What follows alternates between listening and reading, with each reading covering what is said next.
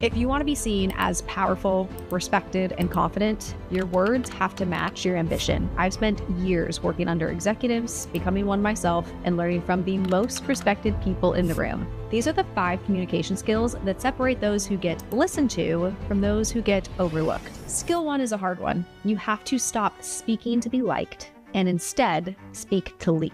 In our company today, we have over 250 team members, and so I get to see day in and day out people who exude confidence and act like leaders versus people who accidentally erode their own credibility. And they do this in the simplest of ways. The mindset shift that the people who are successful have is I am a leader, even if they aren't yet. The mindset that people have versus the mindset of I am in somebody else's environment and therefore I have to be less than or smaller or less certain. When you are less certain in your communication, it shows. So in order to be more certain, you can do a handful of things to switch up the way that you speak.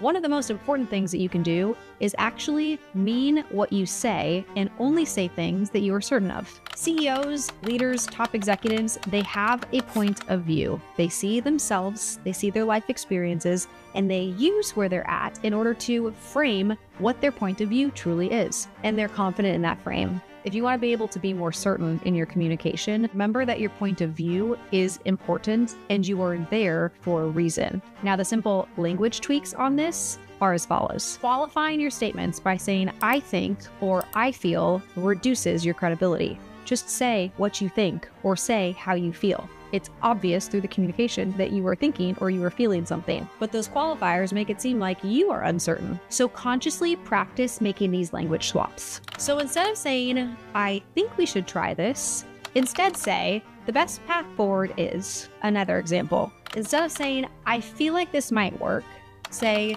here's a strategy that will get us this result. It is this simple switch, but removing you from the conversation and just stating what you see, how you see it, instantly increases your credibility. Next is number 2, which is that your emotions are making you sound reactive and unsure. We have a saying around here, high emotion, low intelligence. Have you ever noticed the people who are wildly emotional, always talking about what's wrong and being outrageously creative in their storytelling, very rarely have a lot of success around them?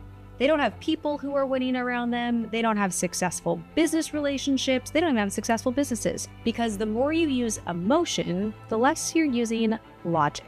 Emotion just clouds your decision-making ability, and effective leaders are spectacular. They are gangsters at being able to take a situation, remove emotion, and be able to logically make decisions very quickly. And they trust their decision-making process. The only way you know you can trust your decision-making process is if you have your own internal confidence that you're not being swayed by something based off of the emotion that you have.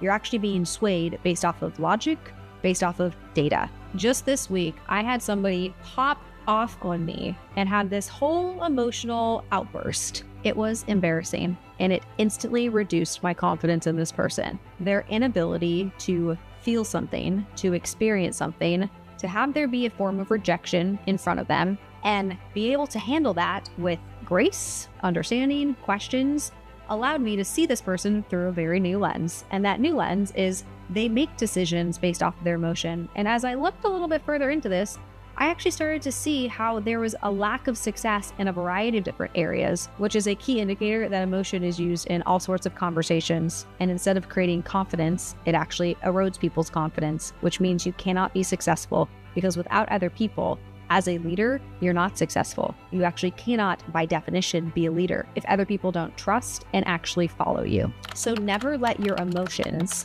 override your message. One of the visuals I use to help me during emotional situations is I imagine myself being a blade of grass. Follow me on this one. If you have a blade of grass that is horizontal and there is a rock that falls through the blade of grass, the blade of grass isn't going to stay hardened. It's actually going to move with the pressure. It's going to move with the rock, and then it's going to bounce back up to its original shape. Versus if you had a toothpick there. A toothpick, when a rock goes right through it, is going to rake. It's very rigid, it's hard, and it's frail. So in situations, instead of thinking of yourself as somebody who's going to make their point and who's going to prove somebody wrong and get hardened like a toothpick, Imagine that you are a blade of grass, and that situation is just going to fall through you, not because you don't care, but because you're not going to get emotionally involved. You're going to let the data that they're giving you go through you. You're going to let the emotion that they're giving you pass by.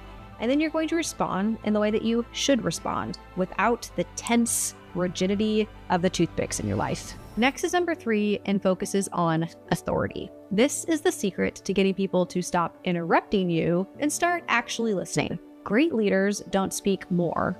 They speak with weight. What about what you're saying actually matters? When you think of every conversation you're in as an opportunity for you to make an impact, you will show up to those conversations differently. Any meeting that you're attending, any conversation you're a part of, it has to matter because as a leader, you have a million things pulling at your attention. There are no shortage of things on your to-do list, emails that you could be answering, presentations that you could be making, but instead you're in that room for a reason. If you recognize that you have nothing to say and there's no reason for you to be there, leave that conversation. A leader knows where their time is best spent and they prioritize accordingly. So whenever I walk into a room, I know the reason I'm going into that room. I ask myself, what is my target? When I know I have a target, I have authority going into the room because I'm clear on why I'm there. Most people just go through the motions. They show up. They're not even sure why they're there. They just listen, think about other things, maybe distract themselves, answer emails. That is not what great leaders do. Great leaders know that there are a plethora of problems for them to solve, and their time is going to be spent solving the most important problem. Therefore, their attention and their communication where they are truly does matter. So if you're struggling with authority, reevaluate where you're spending your time. Go into the meetings where you do choose to participate and actually participate. Have a point of view. Use your authority because you've thought through the situation and you know that there's a problem and there's something that you can help with or you need to better understand as a way for you to build up your own authority in your mind. Leaders matter. They drive initiatives forward. So never enter a room where you don't know why you're there and you will all of a sudden have more authority in your communication simply because you took a handful of minutes in order to really understand why your time was best spent there. When participating and leading meetings, you steer the conversation with clear, confident delivery. Next up is number 4, which is to become a question master. You do not need all the answers to lead. You just need to know how to ask the right questions. The best leaders put themselves in a position to solve the most complicated problems in a business. And in order to solve a complicated problem, there has to be some sort of constraint, some level of confusion, and no clear path forward.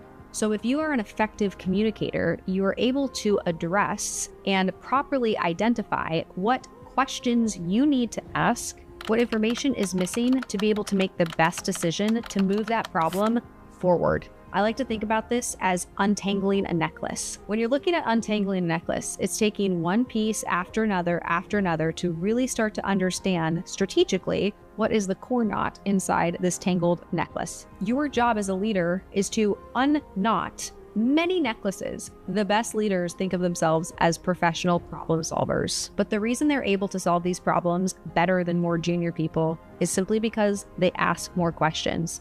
It is not the expectation that you know everything and you're coming at it from this high vantage point to be able to tell everybody what to do. Oftentimes, you don't know what to do when you're entering that meeting or that problem. It's a new problem. You see, great leaders guide conversations by asking powerful and strategic questions. So challenge yourself to ask these questions. Instead of, what do you think? Ask what data supports this decision. And instead of, how's it going? Ask, what's the biggest challenge you're facing right now? Instead of, can we fix this? Ask, what would it take to ensure this never happens again? The quality of your questions determine the quality of your results. Here's a little trick that my parents taught me in order to become better at asking great questions. When I was growing up, we would play the question game at any sort of social function. The question game meant that little Natalie was supposed to walk up to an adult and ask them 3 questions. So my mom at a social gathering would say, go talk to Mr. Bob. So I would walk over to Mr. Bob, and my target was to ask Mr. Bob 3 questions. Well, it's terrifying talking to adults when you're young, and sometimes it's still terrifying to talk to adults. So I had to overcome that fear, but then I also had to ask 3 questions that kept the conversation engaging. Well, as a very young kid, I wasn't able to ask super engaging questions. The questions might sound like, Mr. Bob, I realize that Bobby, your son, is going to baseball practice these days. Does he love baseball? And then Mr. Bob's going to answer back. And then by the answer, I'm going to hopefully be able to ask a second question. Well, oftentimes I couldn't actually make it to question 3 because I would run out of things to ask questions on. So I'd go back to my mom. My mom would say, here are a few other question choices that you could ask Mr. Bob.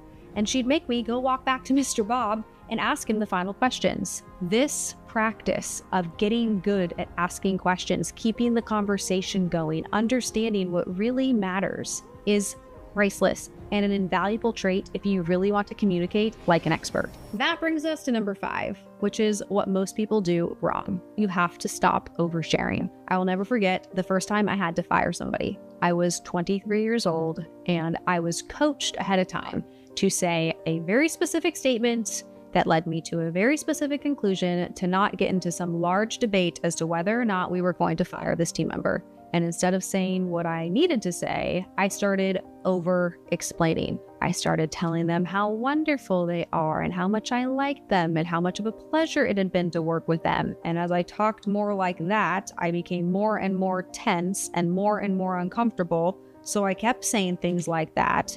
And instead of successfully firing the person, we just effectively had a nice little touch point in the middle of the day, and I had to take another swing at it the next week. It was awkward, it was embarrassing, and it was the exact opposite of what somebody who has confidence and presence would do.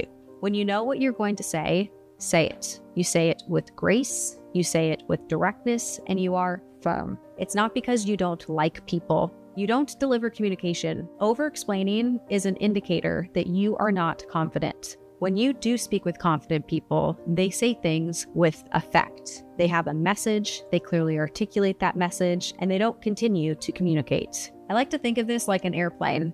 I'm sure you've had an experience where somebody talks and they continue to talk and they continue to talk and the plane is about to land, but instead of actually landing, nope, we're going back through it again. And you already know that they said that, but they're about to land it and nope, there's another new angle to just restate what they already stated. It's uncomfortable as a listener. It's difficult to communicate with somebody like this, and it clearly shows that the person isn't confident and is uncomfortable. So instead of over-explaining or softening your feedback, be direct. More than that, seeking validation can instantly erode your authority. And high-level CEOs actually get authority because they are direct and they are deliberate. So be like a confident CEO. They don't need validation, and neither do you. And another hack on this is watch really successful people communicate. I didn't say listen to how they communicate. I said watch how they communicate. You'll notice that they don't talk like this. This is not the way that somebody who is successful communicates. They sit up straight, their shoulders are back, they have confidence through their body language. They move their hands through this certain little section of their bodies right here. They don't sit there and fidget, playing with their fingers, playing with their rings, moving their feet around. They're able to sit there comfortably, have a direct conversation, eye to eye with another human being. So it is very simple to just throw your shoulders back, sit up a little taller, and look like you are more confident before you actually become more confident. One of the things that I had to work on for a while, the way you project your voice also matters. And this was actually something I had to work on for quite some time. I tended to whisper. For a very clear reason, I used to get quieter when I would voice my opinion. And that reason is pretty obvious. I wasn't certain of my opinion.